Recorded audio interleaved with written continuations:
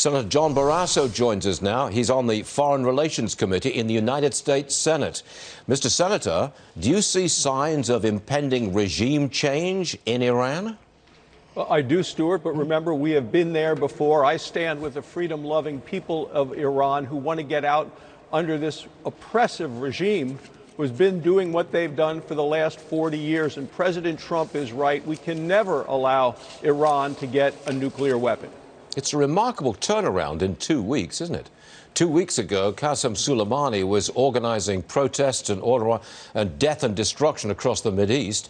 Now he's dead, and the protesters in the streets of Iran are saying death to Khomeini. That is an extraordinary turnaround. I don't think the Iranian regime has ever been in this position before. No, I don't think they have. You know, a month or so ago, they were in the streets protesting the increased cost of gasoline and the lowering of the value of their money. But what has happened as a result of that, with Soleimani under his direction, 180 Iranian protesters were killed, 700 were detained and arrested. So the people realize when they take to the streets, as they are doing today, they are risking their lives in the cause of freedom, and the American people stand with them. Let me turn to impeachment. House Speaker Pelosi says she's going to send the articles of impeachment to the Senate this week. Over the weekend, she was explaining why she delayed for so long. Watch this.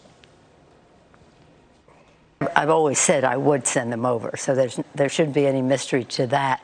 What we did want, though, and we think we accomplished in the past few weeks, is that we wanted the public to see the need for witnesses with firsthand knowledge of what happened, documentation, which the president has prevented from coming to the Congress as we review this. Mr. Senator, I don't want to be facetious, but this is Speaker Pelosi's big week, and I suspect that she's been somewhat overshadowed by Meghan Markle.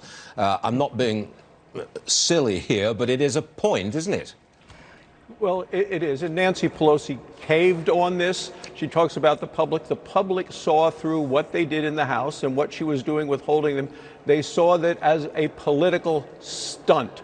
She could have called those witnesses. She chose not to do it. What the House has done has been rushed. It has been partisan. It has been sloppy.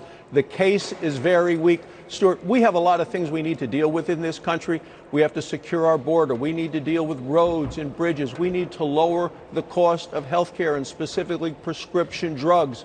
And now we're going to spend time in the Senate on impeachment charges after an unfair process in the House. We need to get on to the work of the American people. It's a bust. Senator Barrasso, thanks for joining us, sir. Appreciate it always. Thank you. Thank you, Stuart.